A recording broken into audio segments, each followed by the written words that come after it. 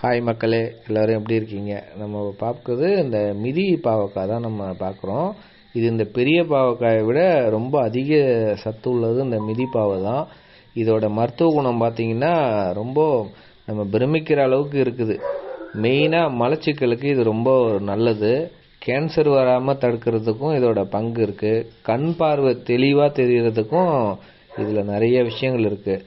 நம்ம உடம்புல உள்ள கெட்ட கொழுப்பு எடுக்கிறதுல இதோட பெரும்பங்கு இருக்குது. அதனால் நமக்கே தெரியாமல் இதெல்லாம் நம்ம நிறையா சேர்த்து இருக்கோம், சாப்பிட்ருக்கோம். ஆனால் இப்போல்லாம் பார்த்தா அந்த அளவுக்கு இது யாரும் விரும்புறதில்ல.